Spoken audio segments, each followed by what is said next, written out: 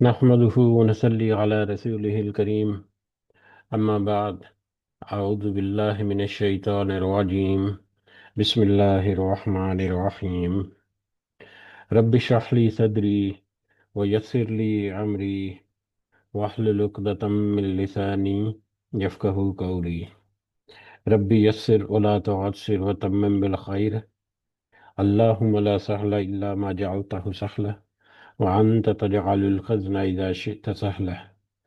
اللهم انفعنا بما علمتنا وعلمنا ما ينفعنا وزدنا علما. آمین یا رب العالمین۔ آج ہم انشاءاللہ اللہ کے خاص فضل و کرم سے، اس کی خاص رحمت اور توفیق سے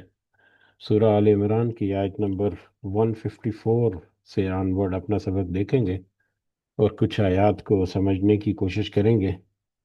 سب سے پہلے ہم اسی کی حمد اور اسی کا شکر اور اسی کی تعریف کرتے ہیں جس نے ہمیں یہ وقت اور یہ مہلت عطا فرمائی،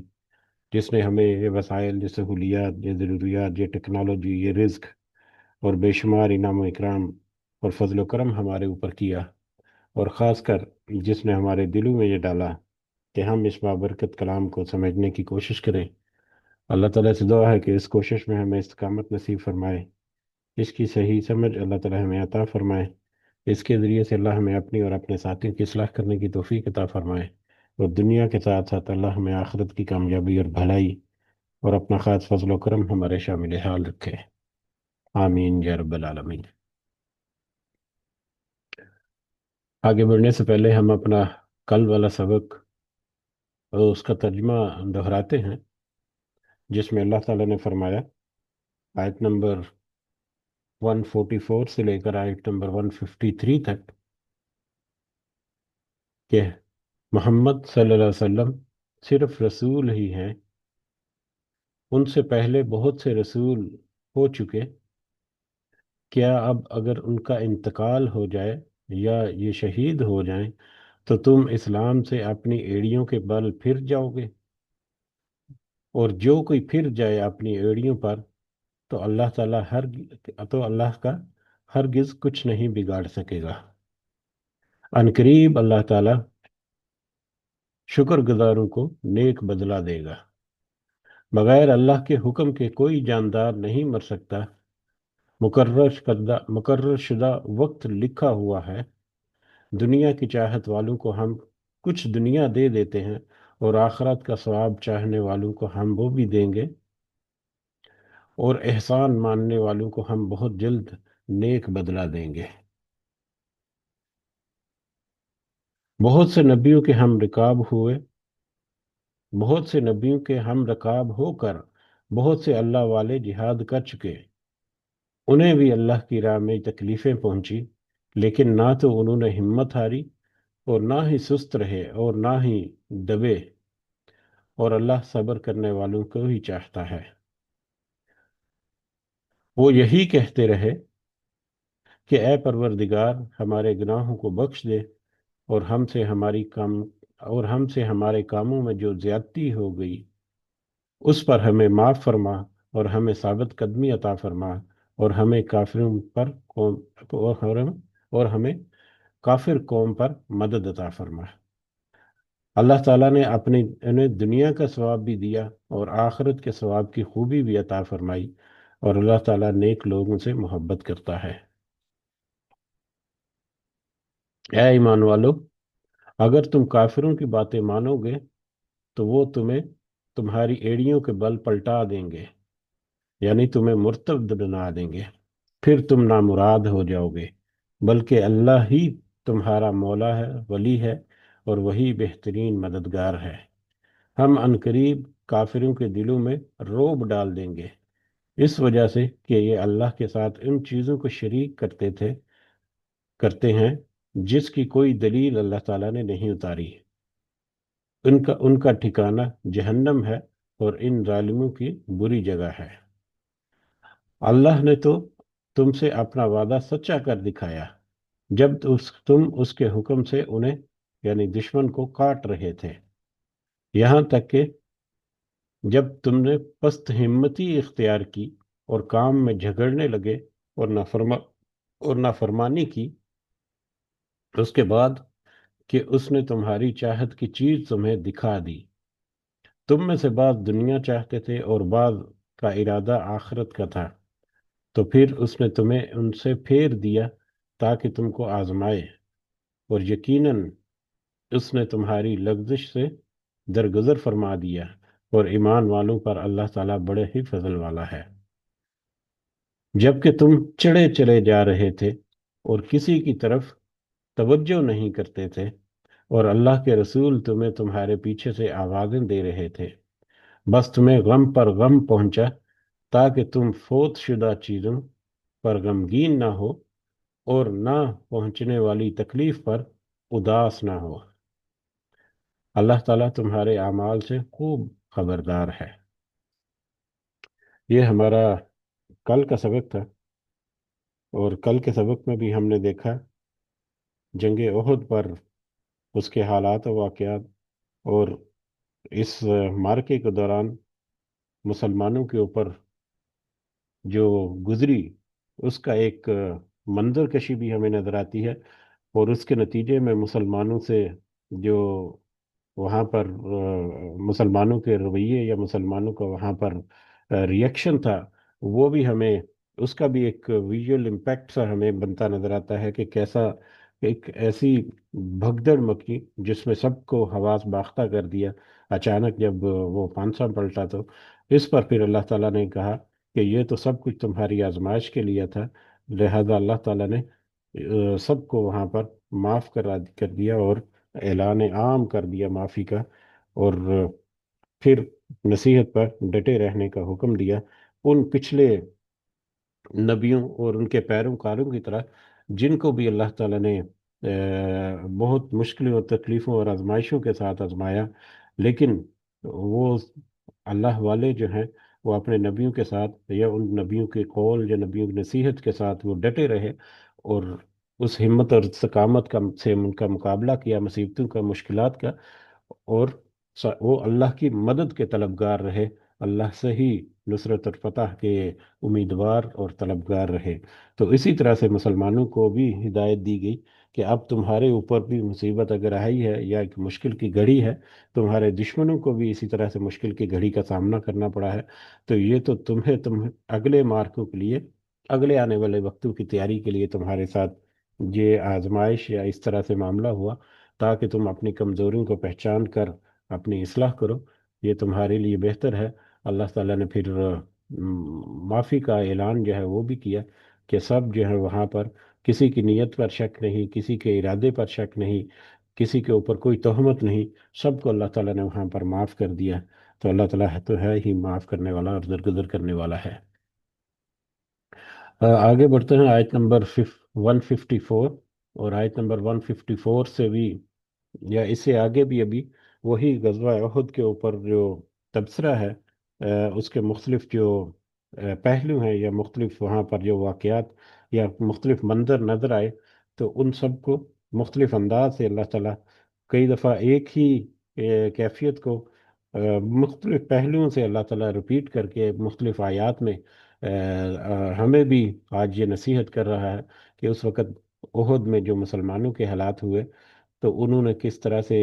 بعد میں اپنے معاملات کو درست کیا، تو آج تمہارے لیے بھی وہی ہدایت اور نصیحت ہے۔ تو یہ سارا کچھ نہ صرف اس وقت کے مومنوں اور اس وقت کے مسلمانوں کے لیے تھا، بلکہ آج ہمارے لیے بھی اس میں بہت ساری نصیحت کی باتیں جو ہیں وہ چھپی ہیں۔ اللہ تعالیٰ ہمیں توفیق دے کہ ہم ان نصیحت کی باتوں کو اپنے اندر جذب کر کے اس کے مطابق اپنی اصلاح کر سکیں۔ آمین یا رب العالمین۔ آیت نمبر 154 سے آج کا ہمارا سبق شروع ہوتا ہے۔ اعوذ باللہ من الشیطان الرجیم۔ ثم انزل علیکم، پھر اس نے نازل فرمائی تم پر، من بعد الغم، غم کے بعد، اس غم، اس تکلیف یا اس شدت کے بعد پھر اللہ تعالیٰ نے نازل فرمائی۔ کس غم کے بعد؟ جو کہ پچھلی آیات میں تذکرہ ہوا کہ اللہ نے تو غم کے اوپر غم جو ہے وہ دیا، غمم بغم، غم کے اوپر غم یا ایک کے اوپر ایک غم یا آزمائش یا ایک سختی یا مشکل جو ہے وہ حالات مسلمانوں نے دیکھے، جب وہاں پر بھگدڑ ہوئی، اس کے نتیجے میں نہ صرف وہ آپس میں گتھم گتھا ہوئے، بلکہ حواس باختہ ہوئے، اپنے آپ کو بچانے کے لیے دوڑے۔ ان میں سے کئی جو ہیں وہ تو میدان جنگ ہی چھوڑ کر بھاگ گئے، اور یہ سارا جبکہ شیطان نے ان کے ساتھ ایسا معاملہ کیا۔ تو یہ سارا جو ہے مختلف طرح کی تکالیف جو ہے وہ ان کو ان کے اوپر جب آئی، تو ان سب کی طرف اللہ تعالیٰ اشارہ کرتے ہیں کہ جب اللہ تعالیٰ نے ان مشکلوں سے دوچار کیا، یا جب اللہ تعالیٰ کی اس قدرت کے مطابق، اس تقدیر کے مطابق، یا اس اللہ تعالیٰ کی مشیت کے مطابق یہ جب معاملہ ہوا، اور پھر جب مسلمانوں کو یہ آزمائش ملی، تو اس آزمائش پر قابو پانے کے لیے یا اس آزمائش کے اوپر ثابت قدمی عطا کرنے کے لیے، سٹیبل کرنے کے لیے، دوبارہ سے ان کو کہہ لے کہ اللہ تعالیٰ نے ان پر نازل فرمائی، ان تکلیفوں کے بعد اللہ تعالیٰ نے ان پر نازل فرمائی امنا، امنا، ایک تسلی، ایک سکینت، نعاسن، اونگ کی شکل میں، یغشا طائفۃ منکم، جو طاری ہو گئی ایک گروہ پر تم میں سے ایک گروہ کے اوپر اللہ تعالیٰ نے تسل اونگ کی شکل میں ایک تسلی یا ایک سکینت جو ہے وہ نازل فرمائی، ایک گروہ نے، تم میں سے ایک گروہ پر، یعنی وہاں پر میدان جنگ میں جو جو لوگ موجود تھے، مسلمانوں کا جو لشکر موجود تھا، ان لشکر میں سے، اس لشکر میں سے ایک گروہ کے اوپر اللہ تعالیٰ کہہ رہے ہیں کہ ان کو سٹیبل کرنے کے لیے، ان کو دوبارہ سے ہمت ان کی بڑھانے کے لیے، یا ان کو دوبارہ سے میدان جنگ کی طرف توجہ دینے کے لیے، یا دوبارہ سے ان کو کھڑا کرنے کے لیے اون کی صورت میں ایک تسلی یا ایک سکینت اللہ تعالیٰ نے عطا فرمائی۔ یہ کون سا گروہ ہے؟ یہ وہ گروہ ہے جو کہ صحیح معنوں میں مومن تھے، ان کے دلوں میں کوئی نفاق نہیں تھا، ان کے دلوں میں کوئی ایمان کے بارے میں کوئی کمزوری نہیں تھی، یا ان کا ایمان جو ہے وہ کوئی کمزور نہیں تھا، یعنی ایمان میں وہ بھرپور تھے، لیکن اپنی بشری کچھ کمزوریاں جو ہے ان کی وجہ سے ان کے ساتھ کچھ ایسا معاملہ ہوا، جیسا کہ وہ تیر انداز جنہوں نے اپنی جگہ وہاں سے چھوڑی، ہم ان کے بارے میں یہ نہیں کہہ سکتے کہ وہ منافق تھے یا ان کے دلوں میں کجی تھی یا اس طرح سے، لیکن آگے جا کر آئے گا کہ شیطان نے ان کے اوپر ایک حملہ کیا، اس حملے کے نتیجے میں، اس وسوسے سے کے نتیجے میں وہ ایک میٹر میں کمزور پڑ گئے، جس کی وجہ سے یہ سارا پانسا جو ہے وہ پلٹ گیا۔ تو بہرحال جو ان ایک گروہ جو کہ صحیح معنوں میں مومن تھا، ان سے غلطی سرزد ہوئی، یا اس غلطی کے نتیجے میں ہونے والی بگدڑ میں ان سے جو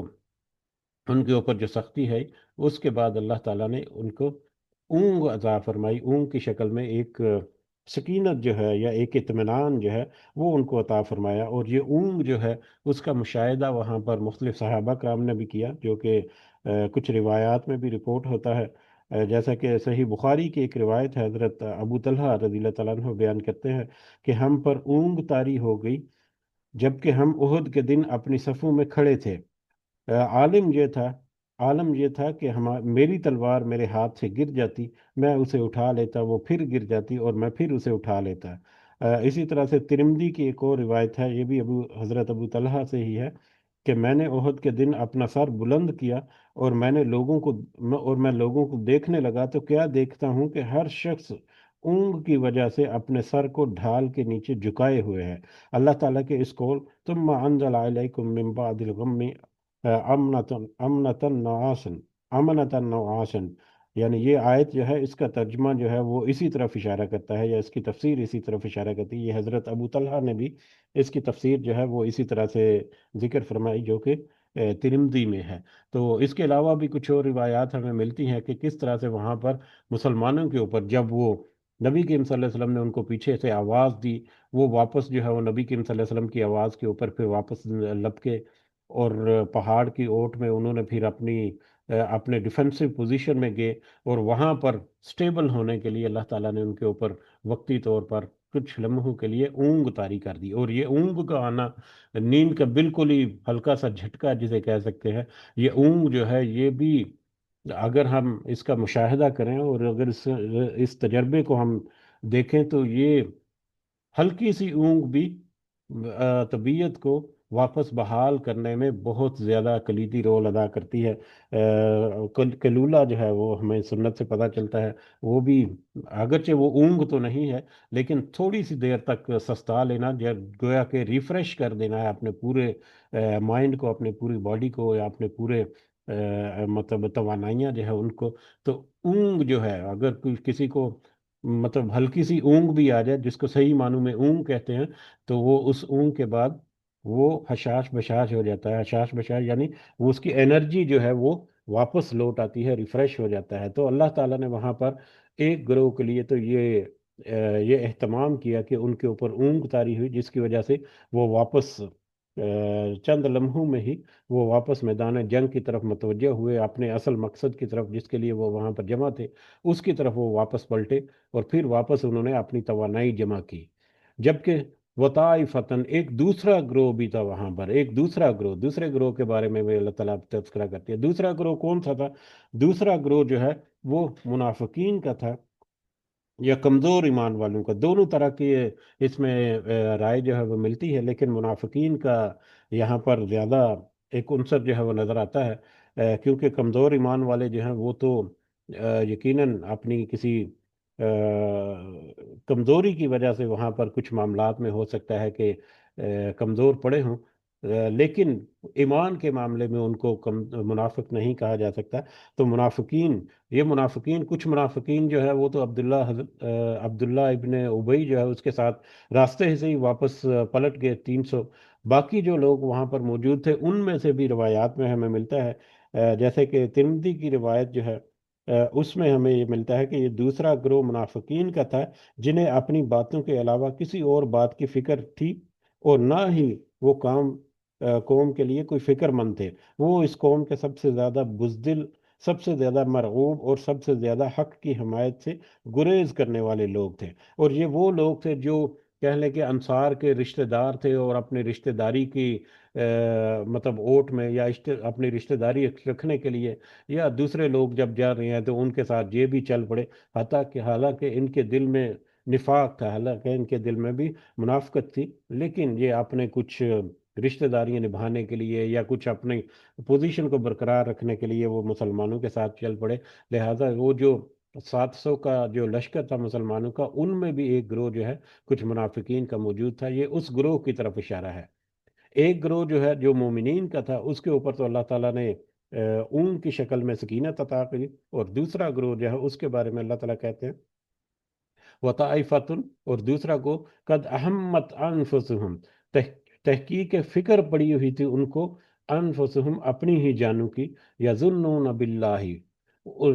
ان کو تو اپنی جانوں کی فکر پڑی ہوئی تھی، یعنی کہ وہ تو اپنی جان بچانے کے چکر میں تھے کہ کسی طرح سے ہماری جان بچ جائے، باقی جس کے ساتھ جو معاملہ ہوتا ہے ہوتا رہے۔ ان کو نہ تو نبی کریم صلی اللہ علیہ وسلم کی فکر تھی، نہ ہی ایمان کو یا وہاں پر فتح حاصل کرنے کی، یا مطلب کافروں پر غلبہ پانے کی نہ ان کو فکر تھی۔ ان کو صرف یہ فکر تھی کہ اپنی جان ان کی بچ جائے۔ اور یہ لوگ جو ہیں یظنون باللہ، وہ گمان رکھتے تھے اللہ پر، غیر الحق کی، نہ حق باتوں کا،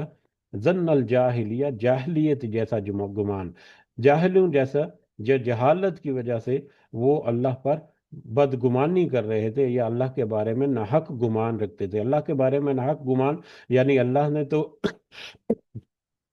مدد کا وعدہ کیا تھا کہ اللہ تعالیٰ مدد کرے گا مسلمانوں کی جب وہ میدان میں جنگ میں جائیں گے، یا جب وہ اللہ کے راستے میں ڈٹ کر کھڑے ہو جائیں گے، لیکن یہاں پر مدد کیا اللہ تعالیٰ نے تو بالکل ہی مطلب بے یار و مددگار چھوڑ دیا، اور یہ حالت اور کیفیت ہوگی، یعنی ان کی منافقت کی وجہ سے، نفاق کی وجہ سے، وہ اللہ کے بارے میں اس طرح کی ناحق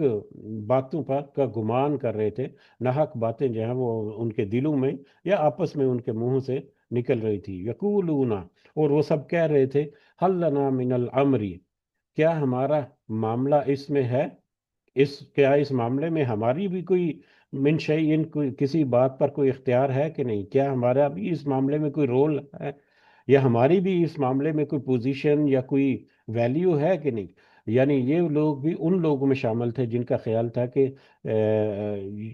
مدینہ کے اندر رہتے ہوئے ہمیں دشمن کا مقابلہ کرنا چاہیے، لیکن کیونکہ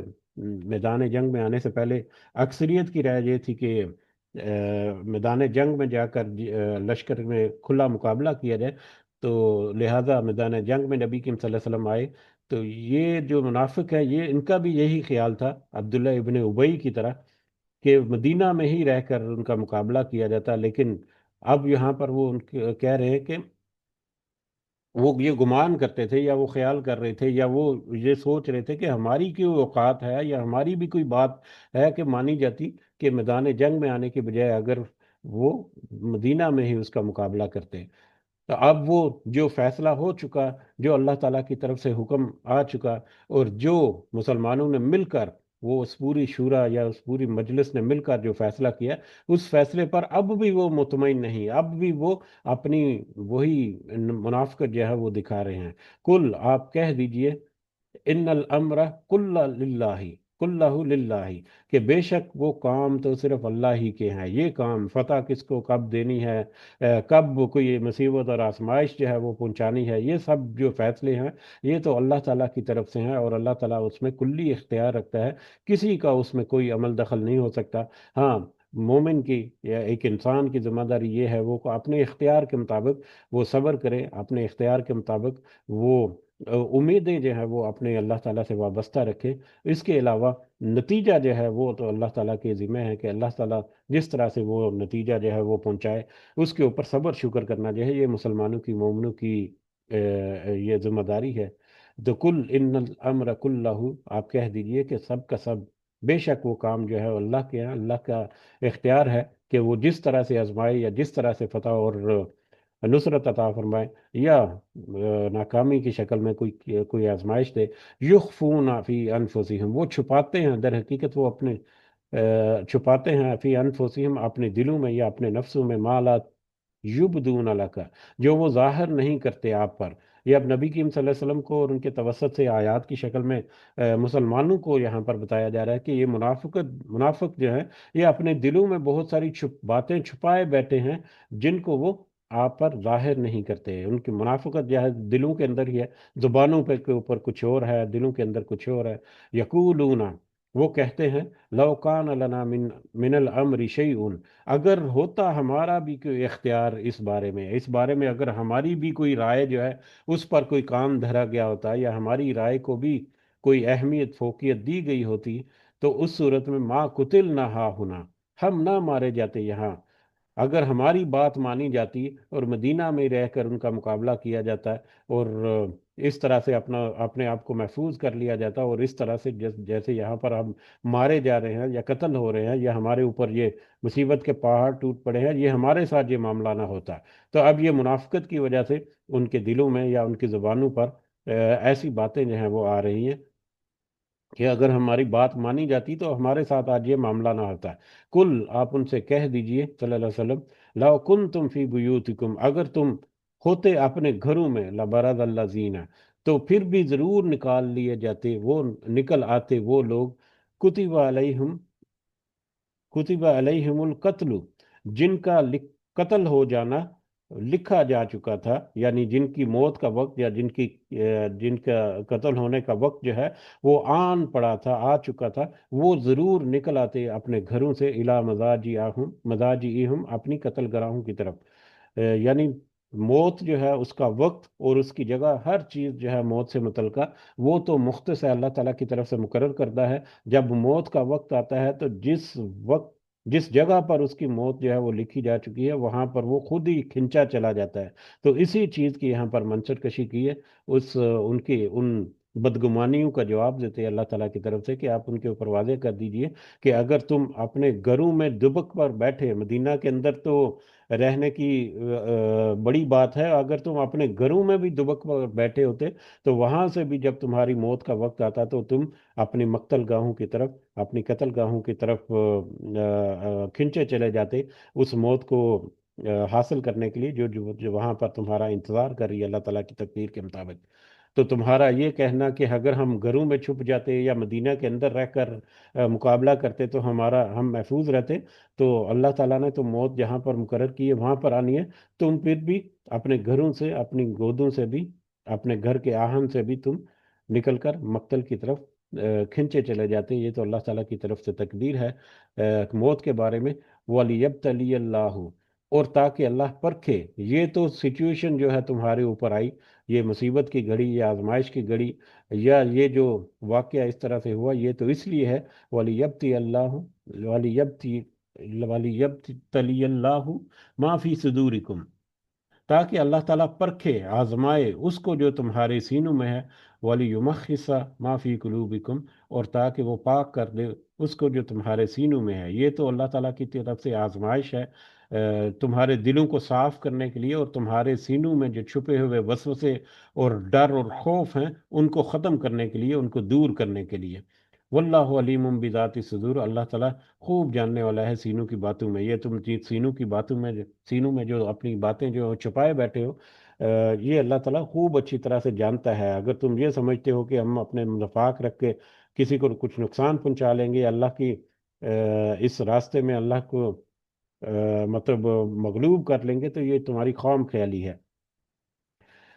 ان الذین تولوا، بے شک وہ لوگ جو پھر گئے،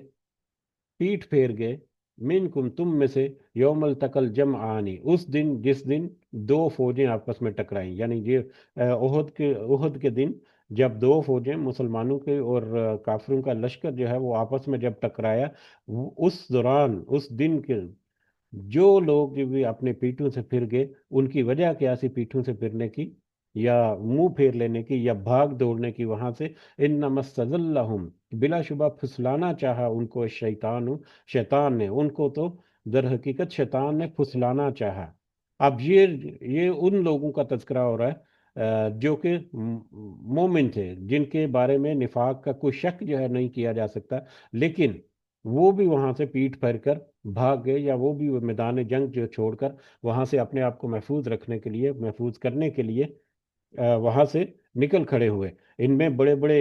جید صحابہ کا نام بھی آتا ہے، مناسب نہیں کہ ان کا تذکرہ جو ہے اس طرح سے کیا جائے جس طرح سے ان کے بارے میں کوئی بدگمانیاں کی جاتی ہیں، کیونکہ اللہ تعالیٰ نے جب کھلے الفاظ میں نہ صرف ایک دفعہ بلکہ آگے جا کر ہم دیکھیں گے دو دفعہ اللہ تعالیٰ نے اعلان عام کیا ان کے لیے معافی کا، اور اس کی وجہ جو ہے ان لوگوں کی جو مومن تھے، جو صحیح معنوں میں ایمان پر تھے، لیکن ان سے جو کمزوری ہوئی یا ان سے جو وہاں پر ایک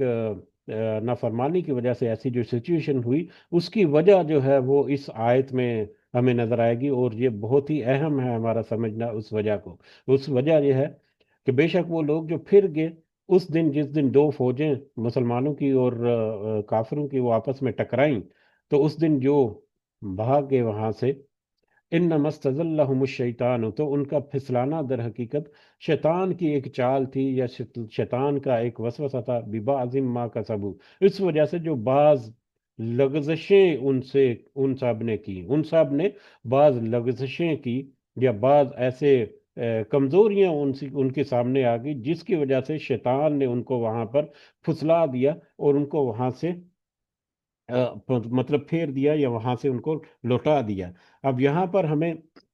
ویسے تو بہت وسیع ٹاپک ہے یہ، لیکن مختصر انداز سے اگر ہم سمجھنے کی کوشش کریں کہ انسان جو ہے وہ نہ صرف خطاؤں کا پتلا ہے بلکہ کمزوریوں کا مجموعہ بھی ہے۔ انسان میں بے شمار کمزوریاں جو ہیں وہ مطلب فطری طور پر اس کے اندر موجود ہیں۔ ہمارا دین جو ہے وہ در حقیقت ان فطری کمزوریوں کے اوپر قابو پانے کا ہی ہمیں درس دیتا ہے، کہ اپنے جسم کے اپنے اندر ٹٹولو، ذرا اپنے اپنے نفس کو اپنے گریبانوں میں جھانک کر ان کو ٹٹولتے رہو، اور روزانہ کی بنیاد پر اپنا محاسبہ کرتے رہو، اور دیکھو کہ کن میٹر میں تم کمزور ہو، جن میں تمہیں مطلب مضبوط ہونے کی ضرورت ہے۔ تو انسان جو ہے نہ صرف خطاؤں کا پتلا ہے بلکہ کمزوریوں کا مجموعہ بھی ہے۔ اگر اس میں بہت سارے معاملات میں مضبوطی ہے تو کچھ معاملات میں کمزوری بھی ہو سکتی ہے۔ ہو سکتا ہے کہ ایک بندہ جو ہے وہ نماز میں تو بہت پابندی کرتا ہو، یہ مثال کے طور پر ہے، بے شمار بہت سارے اس کے پہلو جب ہم اگر ٹٹولے تو ہمیں نظر آ سکتے ہیں کہ ایک بندہ نماز تو بڑے اہتمام سے پڑھتا ہے، وضو کرتا ہے بڑے ٹائم کے اوپر جا کے، لیکن پیسے کے معاملے میں وہ تھوڑا سا کنجوس کہہ لیں، ہم الفاظ کو سادہ رکھنے کے لیے کنجوس کہہ لیں کہ وہ پیسہ اس کا دل نہیں کرتا خرچ کرنے کے لیے، اب پیسے کے معاملے میں وہ تھوڑا سا کمزور ہے، لیکن عبادت کے معاملے میں وہ اللہ تعالیٰ نے اس کو بڑی ایک مضبوطی عطا کر رکھی ہے۔ اسی طرح سے بے شمار مثالیں ہم اپنے گریبانوں میں جنگ کے تو ہمیں بہت ساری مثالیں مل جائیں گی۔ اب شیطان جو ہے وہ اسی طاق میں رہتا ہے کہ اس انسان کا، اس مومن کا، اس مسلمان کا کون سا پہلو ہے جس میں وہ کمزور ہے، کون سی اس کی ایک عادت ہے جس میں اس میں کوئی خرابی ہے، یا کون سا اس کا ایک پہلو ہے اس کی زندگی کا جس میں اس کو پھسلایا جا سکتا ہے، اس کو ورغلایا جا سکتا ہے۔ وہ اس پہلو کی تلاش میں رہتا ہے اور ہمیشہ، اور اس کے اوپر وہ طاق لگائے بیٹھا رہتا ہے، اور جب کبھی موقع ملتا ہے وہ کبھی اپنے موقع کو ضائع نہیں کرتا، فوراً سے وہ وار کرتا ہے، اور اس پہلو کو، مطلب اس پہلو کے مطابق، اس کمزوری کے مطابق وہ اس کو وہاں سے پھسلانے کی کوشش کرتا ہے۔ اسی چیز کا تذکرہ جو ہے یہاں پر اس آیت میں اللہ تعالیٰ نے کیا کہ ان لوگوں نے جو سب سے پہلے تو ان سے یہ خطا ہوئی، یا ان کی یہ کمزوری ان کے اوپر غالب آ گئی یا سامنے آ گئی کہ وہ مال غنیمت حاصل کرنے کے لیے نبی کریم صلی اللہ علیہ وسلم کے حکم کو انہوں نے نظر انداز ہو گیا، یا ان کے ذہنوں سے وہ نظر انداز ہو گیا کہ مال غنیمت اگرچہ کہ اس وقت غنیمت کا مال جو اس کی تقسیم کا جو قوانین یا اس کے بارے میں ہدایات جو ہیں وہ نافذ پہلے سے آ چکی تھی، کچھ آیات میں سورہ انفال جو ہے وہ اس سے پہلے نازل ہو چکی تھی، تو اگرچہ اس کے بارے میں، لیکن وقتی طور پر مالی غنیمت کو حاصل کرنے کے لیے، اس کے اوپر قبضہ جمانے کے لیے، وہاں پر ان لوگوں میں ایک یہ کہہ لیں کہ ان کے اندر یہ ایک تھوڑی سی کمزوری تھی، جس کو جس کو نشانہ بنایا، یا جس کی طاق میں تھا وہ شیطان، اور اس نے جیسے ہی یہ موقع پایا تو ان کے دلوں میں وسوسہ ڈال کر ان کو اس طرف سے پھسلا دیا۔ اسی طرح سے بہت ساری دوسری کمزوریاں بھی، بہت سارے ایسے بھی ہیں اس میں جو کہ اس مال کی وجہ سے نہیں، لیکن وہ بھگدڑ کی وجہ سے وہاں پر اپنے آپ کو سیو کرنے کے لیے، کسی کو اپنے اپنے بارے میں زیادہ کنسرن تھا تو وہاں سے اپنے آپ کو محفوظ کرنے کے لیے میدان جنگ سے وہاں سے نکل گیا، جبکہ نبی کریم صلی اللہ علیہ وسلم کو وہاں پر آوازیں دینا پڑی۔ تو جب یہ ایسی سچویشن ہو تو عین ممکن ہے وہاں پر جب ایمان آزمایا جاتا ہے تو بہت ساری صورتیں سامنے آتی ہیں، اور وہاں پر بہت سارے ایسے معاملات جو ہیں وہ ہو جاتے ہیں۔ تو یہ شیطان کی طرف سے ان کا پھسلانا تھا، جس کی وجہ سے ان سے یہ کوتاہی ہوئی، یا ان سے یہ کمزوری جو ہے وہ مطلب ان کے آڑے آ گئی، اور وہ جو ہے وہاں سے بھاگ کھڑے ہوئے۔ وَلَقَدْ البتہ تحقیق عَفَا اللَّهُ عنہم، درگزر کر دیا اللہ تعالیٰ نے ان کو۔ اب یہاں پر ریزن بھی بتا دی کہ ان کی کمزوری کی وجہ کیا تھی، یا ان سے یہ جو معاملہ جو بگڑ گیا وہاں پر، اس کی وجہ شیطان کا ان کا بہکانا یا شیطان کا پھسلانا تھا۔ اور پھر دوبارہ اللہ تعالیٰ نے تذکرہ کر دیا وَلَقَدْ عَفَا اللَّهُ عنہم، کہ بلا شبہ اللہ تعالیٰ نے ان سب کو معاف کر دیا، ان سب کا درگزر کر دیا، ان سب کو بالکل جو بھی ان سے غلطی ہوئی اس کو اللہ تعالیٰ نے بخش دیا۔ ان اللہ غفور حلیم، بے شک اللہ بخشنے والا اور نہایت ہی حلیم ہے، بردبار ہے۔ اللہ تعالیٰ سے زیادہ بخشنے والا اور حلیم جو ہے وہ تو کوئی ہو ہی نہیں سکتا۔ تو یہاں پر اللہ تعالیٰ نے دوبارہ سے اس کی ریزن جو ہے اس کا بھی تذکرہ کیا، اور اس معافی کا دوبارہ سے اعلان بھی کیا کہ اس میں کوئی شک میں نہ رہے، کوئی اس میں کوئی دوسری رائے نہ رکھے کہ ان ان مومنین کے بارے میں کوئی ان کے منہ سے کوئی بات نکلے۔ اللہ تعالیٰ نے جب ان کو معاف کر دیا تو کسی کا کوئی حق نہیں کہ ان کے بارے میں دوبارہ کوئی بات کرے اس طرح سے۔ یا ایھا الذین آمنوا، اے ایمان والو، لا تکونوا کالذین کفروا، ان لوگوں کی طرح مت ہو جانا جن سب نے کفر کیا، ان کافروں کی طرح سے مت ہو جانا جن سب نے کفر کیا۔ مسلمانوں کو اب دوبارہ سے نصیحت کی جا رہی ہے۔ پچھلی ہی آیت کی نسبت سے ایک حدیث ہے جس کا تذکرہ کرنا جو ہے وہ میرا خیال ہے یہاں پر ہم تھوڑا سا ہلکا سا تذکرہ کرتے ہیں، کیونکہ شیطان جو ہے اس کے بہکاوے سے بچنا اور اس سے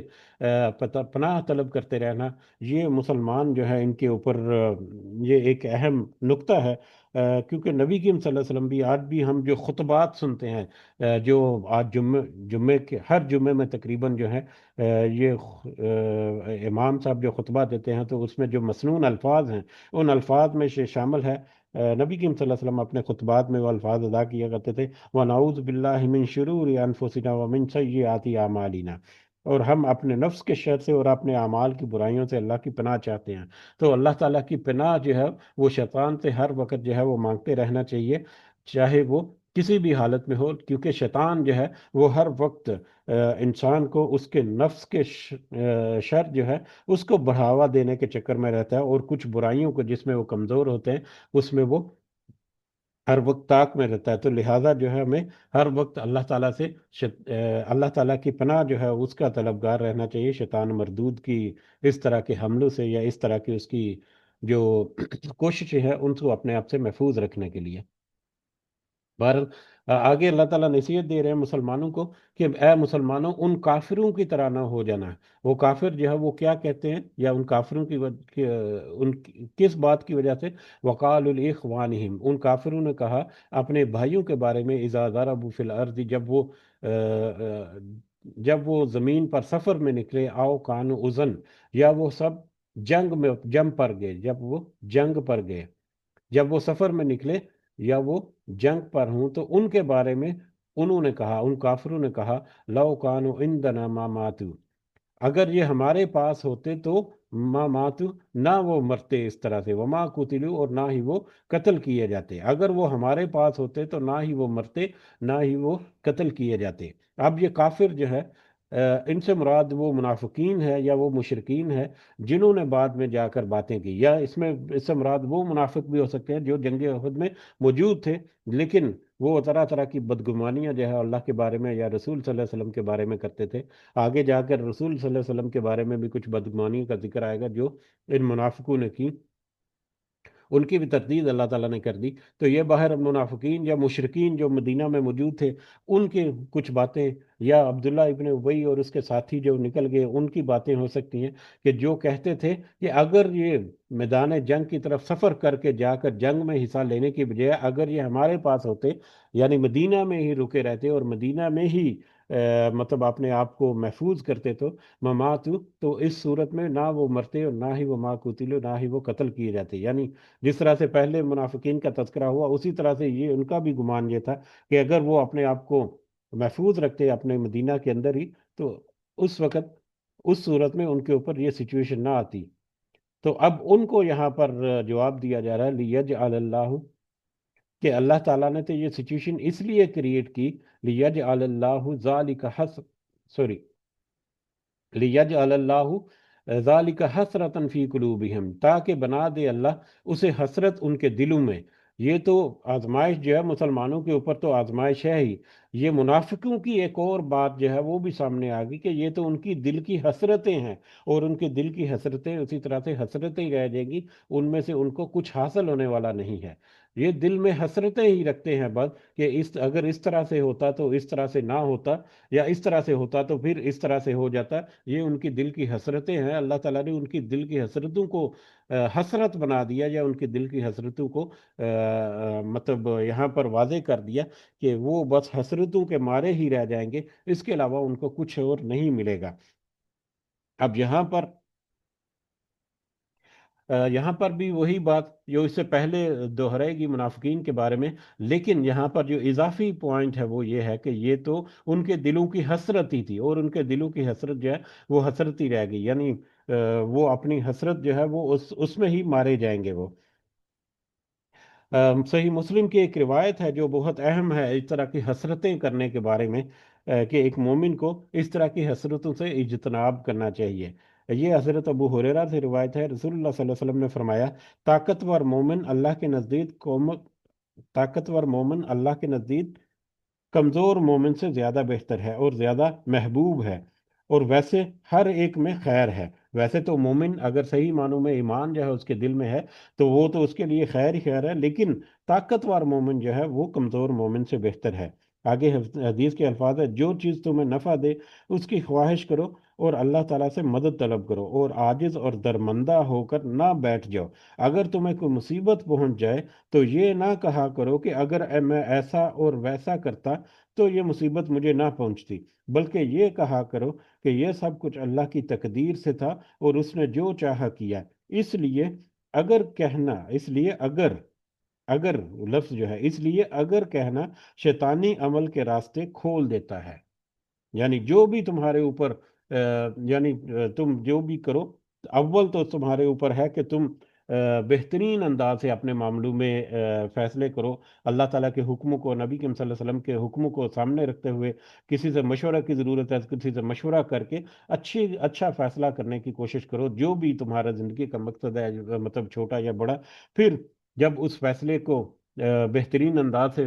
فیصلہ کر چکو تو پھر اس کے اوپر عمل درآمد کرو، تو نتیجہ جو ہے اس کے لیے بھی پھر اللہ تعالیٰ سے مدد جی طلب کرتے رہو۔ اور اگر نتیجہ ہے جو ہے وہ تمہاری خواہش کے برعکس ہو تو اس صورت میں بھی یہ اگر مگر کے چکر میں مت پڑو، بلکہ یہ کہا کرو کہ یہ اللہ کی تقدیر سے ہے اور اس نے جو چاہا وہ کیا، یہ اللہ تعالیٰ کی طرف سے ہے، میرے نصیب میں نہیں تھا، میرے نصیب میں ہو سکتا ہے کہ اس میں کوئی بہتری ہو اللہ تعالیٰ کی طرف سے، ہو سکتا ہے اللہ تعالیٰ کی طرف سے میرے لیے کوئی دوسرا دروازہ کھولنا ہو تو اس کی وجہ سے یہ دروازہ بند ہو گیا۔ تو لہٰذا یہ اگر تو تم نے صحیح معنوں میں اللہ پر بھروسہ کر کے وہ فیصلہ کیا تو پھر نتیجہ نکلنے پر تمہیں اگر مرنے کی بجائے اللہ کی طرف واپس لوٹنا چاہیے اس میٹر میں۔ تو لہٰذا یہ حدیث جو ہے اور یہ آیت جو ہے یہ ہمیں ایک بڑی اہم جو ہے نصیحت ہمارے دلوں میں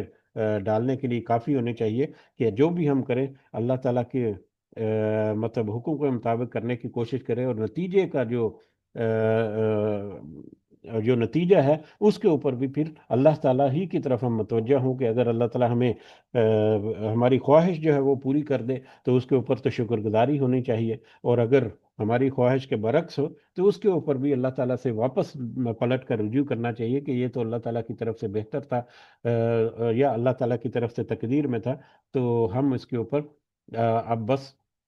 اللہ سے مدد طلب کریں کہ اگلے معاملات میں ہمارے ساتھ آسانی ہو۔ اللہ تعالیٰ ہمیں ایسا کرنے کی توفیق عطا فرمائے، آمین۔ اب یہ ان کے دلوں کی حسرت تھی جو ان کے دلوں میں ہی رہ گئی، وہ حسرت کے مارے ہی رہ گئے۔ واللہ یحیی و یمیت، جبکہ اللہ ہی زندگی دیتا ہے اور موت دیتا ہے، زندگی اور موت تو صرف اللہ ہی کے ہاتھ میں ہے۔ واللہ بما تعملون بصیر، اور اللہ تعالیٰ جو تم کچھ کر رہے ہو اس کو خوب اچھی طرح سے دیکھ رہا ہے، مونیٹر کر رہا ہے پوری طرح سے، وہ اللہ تعالیٰ کی نظروں میں ہے جو کوئی بھی کر رہا ہے۔ وَلَئِن قُتِلْتُمْ فِي سَبِيلِ اللَّهِ، اور اگر البتہ تم مارے جاؤ اللہ کے راستے میں، آؤ متم، یا تم ویسے ہی مر جاؤ، اگر تم اللہ کے راستے میں مارے جاؤ یا ویسے ہی طبعی طور پر تمہاری نیچرل ڈیتھ ہو جائے، کسی بھی صورت میں تمہاری موت آ جائے، تو لِمَغْفِرَةٌ مِّنَ اللَّهِ وَرَحْمَةٌ، تو تمہاری موت وہی بہتر ہے تمہارے لیے جو اللہ بخش دے جس کو، اور اللہ کی طرف سے جس میں رحمت شامل ہو۔ تمہاری موت چاہے وہ قتل گاہ میں ہو، تم قتل کر دیا جاؤ، یا طبعی موت تمہارے اوپر آ جائے، تمہارے لیے اس موت کے بعد وہی بہترین ہے جو اللہ کی بخشش ہے اور اس کی رحمت ہے۔ خیر مما یجمعون، وہ اس سے کہیں بہتر ہے جو وہ اس دنیا میں جمع کر رہے ہیں، جو وہ جمع کرے، یعنی منافقین اور کافرین جو ہیں جو اس دنیا میں جمع کر رہے ہیں، اس دنیا کا مال یا اس دنیا کی حسرتیں یا اس دنیا کی محبت یا اس دنیا کی طاقت اور مطلب دیگر جو رونقیں ہیں، جو ان چیزوں کے پیچھے بھاگ رہے ہیں اور ان کو جمع کرنے کے چکر میں ہے، اس کی بجائے وہ اللہ کی مغفرت اور اللہ کی رحمت جمع کریں دنیا کی زندگی میں، تو یہ ان کے لیے بہتر ہے، کیونکہ اگر تم کسی بھی حالت میں تمہاری موت آ جائے، تمہارے کام آنے والی جو چیز ہے تمہاری موت کے بعد وہ اللہ کی مغفرت اور اللہ کی رحمت ہے۔ تو موت تو ہر صورت آنی ہے، لیکن انسان کو اللہ کی رحمت اور اس کی جو مغفرت ہے اس کا طلبگار رہنا چاہیے اور ہمیشہ اس کی طرف متوجہ رہنا چاہیے۔ صحیح مسلم کی ایک روایت ہے حضرت ابو ہریرہ رضی اللہ تعالیٰ عنہ سے کہ رسول اللہ صلی اللہ علیہ وسلم نے فرمایا، جو شخص اس حالت میں مر جائے کہ اس نے نہ کبھی اللہ کے راستے میں جہاد کیا ہو اور نہ ہی کبھی اس کے دل میں جہاد کرنے کا خیال آیا ہو، تو اس کی موت نفاق کے ایک شعبے پر ہوگی۔ اللہ تعالی ہم سب کو معاف کرے۔ یہ حدیث جو ہے وہ ہمارے لیے ایک بہت ہی اہم حدیث ہے، بہت ہی ایک آنکھیں کھول دینے والی حدیث ہے کہ ہم اپنے دلوں میں جہاد کے بارے میں کیا سوچتے ہیں، جہاد کے بارے میں ہم دلوں میں کتنی کمزوری رکھتے ہیں یا کتنی محبت رکھتے ہیں۔ تو جس کے دل میں کبھی جہاد کا خیال ہی نہیں آیا تو اس کا مطلب ہے کہ اس کی موت جو ہے وہ نفاق کے ایک شعبے پر ہوئی۔ یہ صحیح مسلم کی روایت ہے۔ تو لہذا ہمیں جہاد کے بارے میں اپنے اوپینین جو ہیں ان کو واضح رکھنا چاہیے، جہاد کو ہمیشہ سپورٹ کرنا چاہیے، وہ جہاد جو اللہ کے راستے میں ہے۔ یہ سیاسی طرح کی لڑائیاں اور سیاسی طرح کے جہاد جو ملکوں کے آپس میں ہوتے ہیں، قوموں کے یا مختلف پولیٹیکل پارٹیز، یہ وہ جہاد کی بات نہیں، یہ اللہ کے راستے میں جو جہاد ہے اس کی بات ہو رہی ہے۔ اس کے بارے میں اپنی पोजीशन वादे होनी चाहिए, उसके बारे में फिक्रमंद होना चाहिए। प्रैक्टिकली जो कर सकते हैं हम वो करना चाहिए। किसी भी तरह से हमें जिहाद में शामिल जरूर होना चाहिए, चाहे वो बैक एंड पे हो या फ्रंट एंड पे हो। तो हमें जिहाद के बारे में ज़रूर अपनी तवज्जो जो है वो रखनी चाहिए। तो क्योंकि अल्लाह ताला कह रहे हैं कि तुम्हारी मौत जो है, चाहे वो अल्लाह के रास्ते में लड़ते हुए शहादत की मौत हो, चाहे वो तुम तबई तौर पर मरो, अल्लाह की मगफरत और अल्लाह की रहमत जो है वही तुम्हारे काम आने वाली है। दुनिया की चीज़ें, दुनिया का माल जो है, ये तुम्हारे कुछ काम नहीं आने वाला। वला इम मुत्तुम आओ कुतिल तुम, और अगर अलबत्ता तुम मर जाओ या तुम कत्ल कर दिए जाओ, यानी तुम्हारी मौत चाहे तबई तौर पर हो या तुम शहादत पा जाओ या कत्ल कर दिए जाओ, ला इलल्लाहि तुहशरून, तो हर सूरत में बिल आखिर तो तुम्हें अल्लाह ही की तरफ इकट्ठे होना है, अल्लाह ही की तरफ तुम्हें लौट कर जाना है। चाहे वहां पर शहीद है, चाहे वहां पर कोई मकतूल है, चाहे वहां पर कोई कातिल है, हर एक जो है उसको दुनिया की जिंदगी गुजार कर मौत का मजा चखना है। और बिल आखिर वो उसे अपने हिसाब किताब, अपने नामा अमाल, जो कुछ उसने दुनिया की जिंदगी में जमा किया, ये यहाँ पर वही पिछली आयत से रिलेट करते हैं हम कि खैरुम मिम्मा यजमाउन, दुनिया में जो कुछ जमा कर रहे हो उसमें सबसे बेहतरीन चीज है वो अल्लाह की बख्शिश और अल्लाह की रहमत है। तो जो जो जिसने दुनिया की जिंदगी में जमा किया अपने नामा अमाल में, उन सब अमाल के साथ, उन सब अपनी करतूतों के साथ और अपने कारनामों के साथ वो अल्लाह के हजूर हर एक को वहां पर हाजिर होकर अल्लाह के हजूर पेशी देनी है। लिहाजा हमें अल्लाह के हजूर उस पेशी को अपने मद्देनजर रखते हुए अपने मामलात को संवारना चाहिए। फबिमा रहमतिम मिनल्लाहि, बस रहमत से अल्लाह ताला की तरफ से, लिंक लहुम, आप नरम वाक़ हुए हैं उन लोगों के लिए, इस कौम के लिए, इन लोगों के लिए या इन इंसानों के लिए। अब यहाँ पर नबी करीम सल्लल्लाहु अलैहि वसल्लम की तरफ अल्लाह ताला खिताब कर रहे हैं उनसे कि ये अल्लाह ताला का फजल करम और अल्लाह ताला की रहमत है आपके ऊपर कि आप लोगों के लिए नरम दिल वाक़े हुए हैं, या लोगों के लिए नरमी आपके लहजे में या अपनी आपकी तबीयत में है। नबी करीम सल्लल्लाहु अलैहि वसल्लम की नरमी, नबी करीम सल्लल्लाहु अलैहि वसल्लम की रहमत, नबी करीम सल्लल्लाहु अलैहि वसल्लम की मोहब्बत, उसकी ना सिर्फ उनकी उम्मत के लिए बल्कि पूरी नौ इंसानी के लिए, उसके उसके ऊपर तो अगर हम तारीख की किताबों के ऊपर या सीरत की किताबों को अगर खोलें तो हर सफ़ा जो है वो नबी करीम सल्लल्लाहु अलैहि वसल्लम की नरम दिली और नबी करीम सल्लल्लाहु अलैहि वसल्लम की जो मोहब्बत और शफकत है बनी नौ इंसान के लिए, मुसलमानों के लिए नहीं, मोमिनीन के लिए नहीं, बनी नौ इंसानों के लिए उससे भरी पड़ी है। लेकिन यहाँ पर अल्लाह ताला ने उसको भी कहा कि ये अल्लाह ताला की रहमत है आपके ऊपर कि आप अपने लोगों के लिए, अपने लोगों के मामले में नरम दिल वाक़े हुए हैं। हकीकत यही है कि वहाँ पर जिस तरह से जो सिनेरियो हमने इससे पीछे देखा, ओहद के मैदान में किसी की गलती की वजह से या भगदड़ मचने की वजह से, किसी की कमजोरी जो है उसकी वजह से, कोई इस तरह के जितने भी मामलात हुए, तो ये एक बहुत बड़ा वाकया था और बहुत बड़ा एक एक मतलब नबी करीम सल्लल्लाहु अलैहि वसल्लम ने जितनी ज्यादा सख्ती से मना किया था उनको वो दरा छोड़ने के लिए या वो अपनी पोजीशन जो है उसको उससे हटने के लिए, वो अहादीस जो है वो अगर आप दोबारा से जाकर देखें, अभी तो वक्त हमारे पास कम है, कि इस कदर वो सख्ती से अल्लाह नबी करीम सल्लल्लाहु अलैहि वसल्लम ने कहा कि अगर आप तुम्हें लगे कि चीलें जो हैं वो हमारे जिस्मों को नोच रही हैं तो फिर भी अपनी जगह से नहीं रखना, और तुम्हें अगर लगे कि तुम अल्लाह ताला ने मतलब फतह दे दी है और हर चीज जो है वो सेटल होगी, तब भी जब तक मैं ना कहूँ उस जगह से या उस जगह से नहीं हटना। लेकिन उनसे वो कमजोरी आ गई, ये एक बहुत बड़ी एक मिस्टेक हुई उनसे। लेकिन इसके बावजूद वहां पर नबी करीम सल्लल्लाहु अलैहि वसल्लम के कुछ अल्फाज जो है वो तो सख्त अल्फाज जो है वो तो नकल हमें मिलती है उसमें अहादीस में, लेकिन वो काफिरों के बारे में थे, उन लोगों के बारे में जो नबी करीम सल्लल्लाहु अलैहि वसल्लम की जो बातें हैं उनका प्रकार कान धरने के बजाय उल्टा उनकी मुखालफत करने पर अड़े हुए हैं। तो उनके बारे में नबी करीम सल्लल्लाहु अलैहि वसल्लम के कुछ अल्फाज जरूर मौजूद है, लेकिन अपने जो लश्कर है उसके बारे में नबी करीम सल्लल्लाहु अलैहि वसल्लम ने कोई वहां पर सर्जिश नहीं की उनकी, कोई वहां पर उनको झाड़ जंप नहीं किया, कोई उनके से ऊपर सख्ती नहीं की, बल्कि अल्लाह ताला की तरफ से जो रहमत थी उस रहमत को मतलब उन्होंने वहां पर साबित कर दिया, अल्लाह ताला की तरफ से वो नेमत जो अल्लाह ताला ने उनको अता की थी, उनकी नरम दिली की। अब उनकी नरम दिली जो है वो जैसा कि तज़किरा हुआ, मतलब उसके ऊपर जितनी बात की जाए कम है। लेकिन मेरा दिल इस बात पर नहीं माना कि हम نبی کریم صلی اللہ علیہ وسلم کی نرم دلی جو ہے اس کے اوپر ایک آدھ حدیث جو ہے اس کا تذکرہ کیے بغیر یہاں پر یہاں سے آگے نکل جائیں، کیونکہ اللہ تعالیٰ کی طرف سے رحمت کا تذکرہ ہوا کہ جو نبی کریم صلی اللہ علیہ وسلم کے اوپر نرم دلی کی وجہ سے اللہ تعالیٰ نے کی تھی، تو اس کے بارے میں گو کہ بہت ساری احادیث ہیں، لیکن اگر ہم کچھ احادیث کا تذکرہ کریں جس کے بارے میں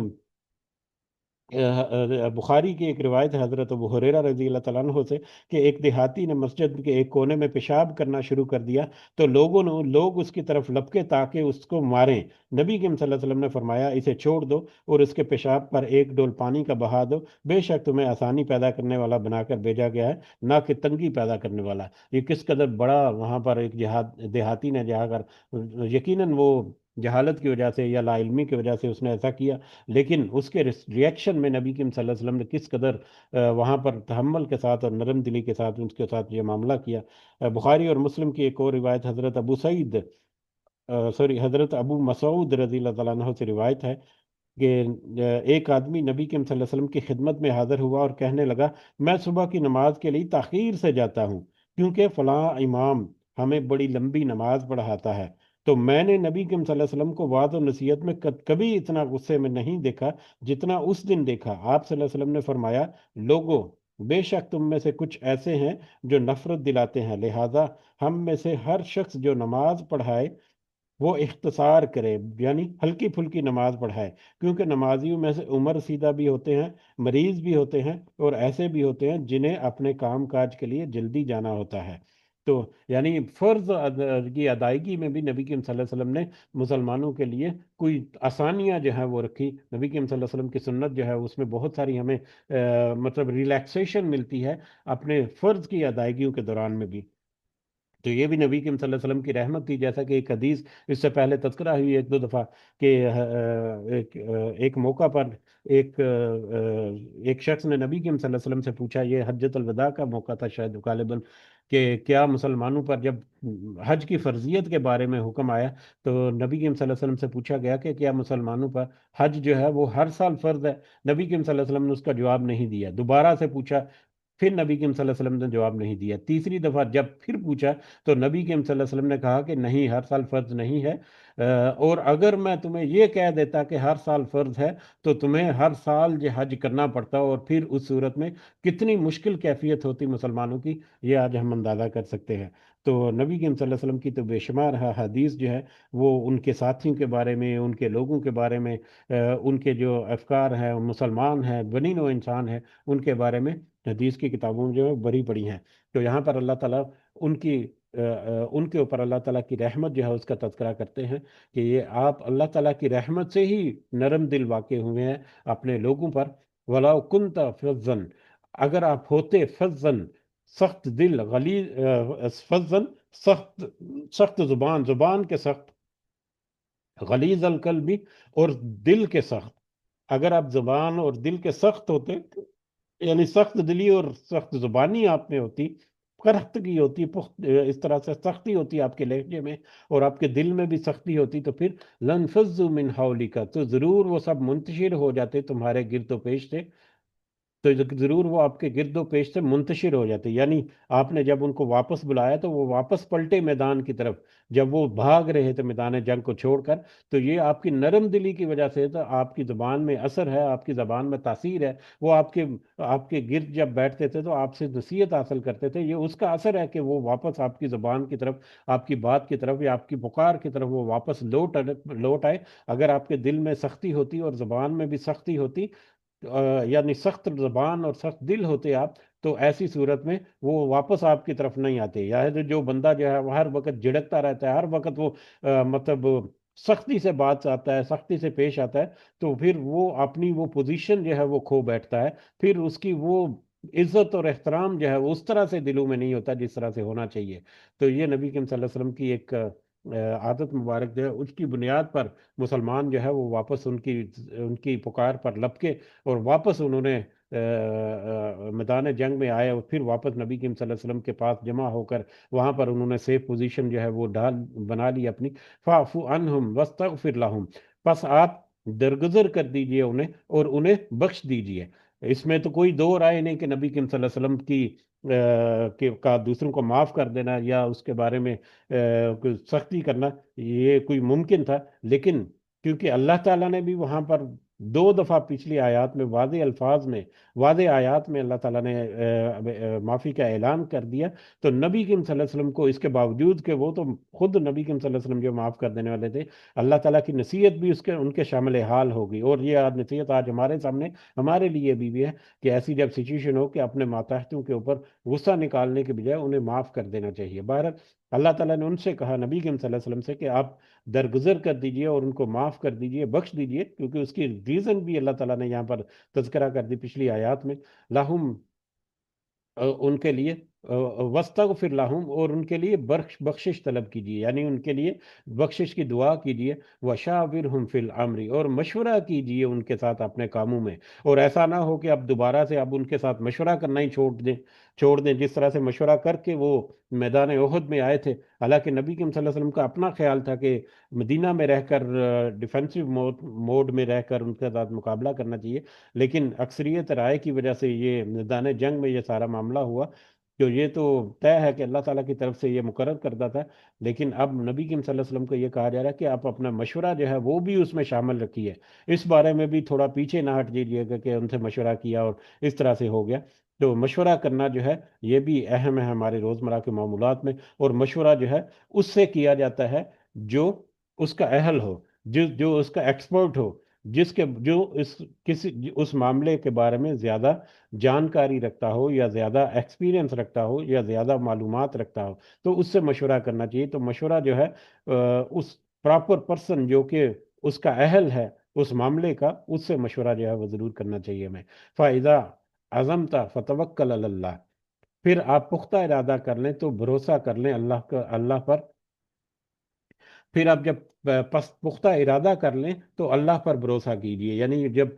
دوسروں سے مشورہ کر کے جب کوئی کام کرنے کا فیصلہ کر لیا جائے تو اس فیصلے کے بعد پھر پختہ ارادہ کرنے کے بعد پھر اللہ پر بھروسہ جو ہے وہ کرنا چاہیے۔ تو یہ اس سے پہلے بھی تذکرہ ہوا ایسا ہی کہ ہمیں اپنے معاملات میں اول تو فیصلہ جو ہے وہ سوچ بچار کر کے کرنا چاہیے، اور اس کا نتیجہ جو ہے وہ پھر اللہ پر چھوڑنا چاہیے کہ اگر ہماری خواہش پوری ہوتی ہے تو یہ اللہ تعالیٰ کی طرف سے رحمت ہے، شکر گزاری کا ایک مقام ہے، اور اگر کوئی آزمائش ہے، تکلیف ہے، تو اس صورت میں بھی ہمیں اللہ تعالیٰ کی طرف ہی لوٹنا چاہیے کہ اللہ تعالیٰ کی طرف سے کوئی بہتری ہے، کوئی دروازہ اور کھلنے والا ہے جس کی وجہ سے یہ دروازہ اللہ تعالیٰ نے بند کر لیا۔ تو لہذا جب آپ پختہ ارادہ کر لیں تو پھر اللہ کے پر بھروسہ کریں، توکل کریں۔ ان اللہ یحب المتوکلین، بے شک اللہ تعالیٰ بہت پسند کرتا ہے بھروسہ کرنے والوں کو۔ جو اللہ تعالیٰ پر بھروسہ کرتا ہے، توکل کرتا ہے، اسی سے امیدیں وابستہ رہتا ہے، یقیناً اللہ تعالیٰ ایسے لوگوں کو پسند کرتا ہے۔ ان ینصرکم اللہ،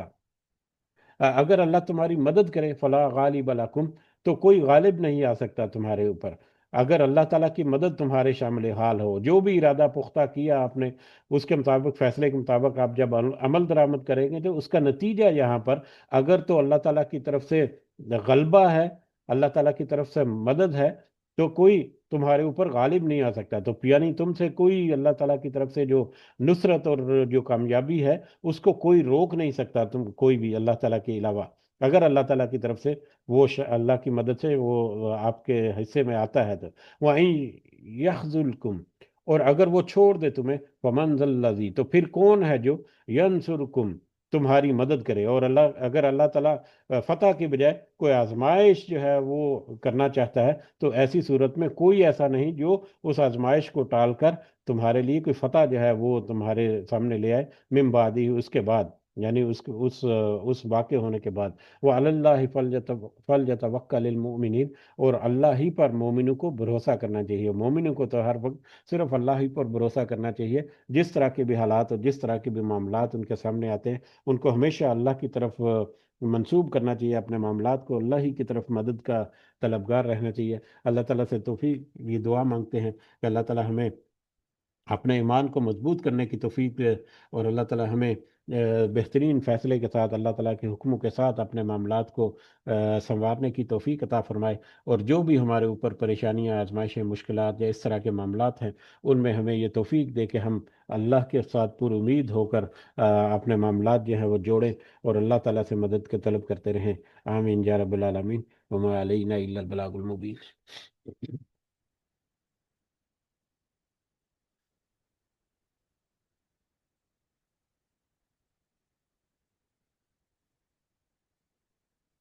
جی اجازت چاہتے ہیں پھر سب کو دعا مدرور جا رکھیں، اللہ تعالیٰ سب کا حامی ناصر ہو، ہمارے معاملات میں اللہ تعالیٰ اپنی خاص مدد اور خاص رہنمائیاں ہمارے شامل حال رکھے، ہمیں ان آیات سے نصیحت اخذ کرنے کی توفیق عطا فرمائے، ہمیں خود اختصابی کی بھی اللہ تعالیٰ ہمیں توفیق عطا فرمائے، اور پھر اپنے معاملات کو درست کرنے کی اللہ تعالیٰ ہمیں توفیق عطا فرمائے، آمین یا رب العالمین۔ رب ارحمہما کما ربیانی صغیرہ، رب ارحمہما کما ربیانی صغیرہ، رب ارحمہما کما ربیانی صغیرہ، ربنا آتنا فی الدنیا حسنہ وفی الآخرۃ حسنہ وقنا عذاب النار، ربنا ظلمنا انفسنا وإن لم تغفر لنا وترحمنا لنكونن من الخاسرین،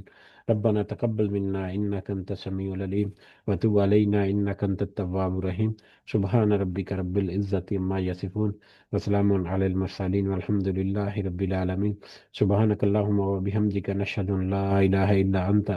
نستغفرك ونتوب إليك، جزاكم الله خيرا كثيرا، السلام عليكم ورحمة الله وبركاته۔